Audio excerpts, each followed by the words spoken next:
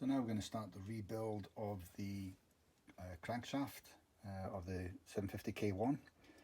So all of these con rods have been checked and balanced, and I've got the weights noted and written down, and obviously I've got 1, 2, 3, 4 con rods set about there. And now what I want to do is I want to check the bearing clearances. So I know the size of the rods, I know the size of the shells, and I've also measured the size of the pins, and I believe that based on that this should all fit together quite nicely. But what I'm going to do is I'm going to check it with some plastic gauge, and so to do that I just need to get this piece of plastic gauge and I need to put that on the bearing. So I've got the small piece of plastic gauge on the bearing there. I've got the right con rod. I'll put it on like this. I'll then make sure I get the caps, and I make sure I get the caps lined up. They are marked. If you can see that, there's a mark on the caps to make sure they go around the right way. The important thing here is to make sure that you don't do that. You don't rotate the con rod while you're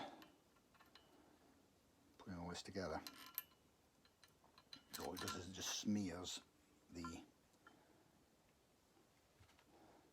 plastic gauge, which is not what you're looking for.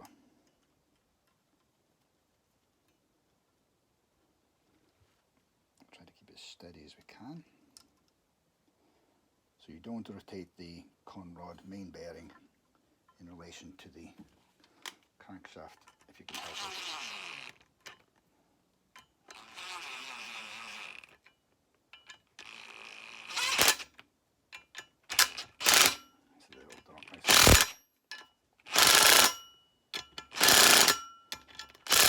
I know the setting that I've got on this is less than the actual torque required to torque this up.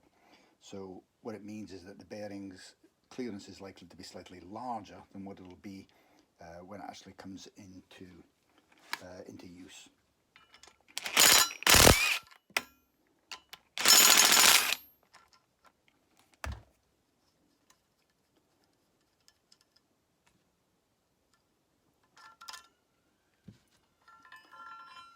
So I'll show you what we've got here. We've now got completely flat section of plastic. So there's the number 3 bearing, and you can see the plastic gauge has been squished by the action of me tightening the shell around it.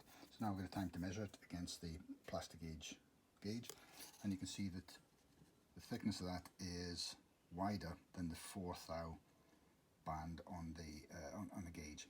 So that means that the clearance, I'd estimate that would be probably less than 3 thou clearance, which is what we'll need for this particular type of engine.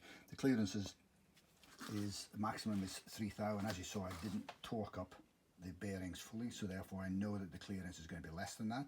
So I'm happy that I've got the right shells with the right con rod and the right shells and the right pin. And the next thing I'm going to do is I'm going to obviously check number 4. I've just done number 3 pin. I've got to do number 2 and number 1, and then we will do the main bearings in the engine casing in exactly the same manner.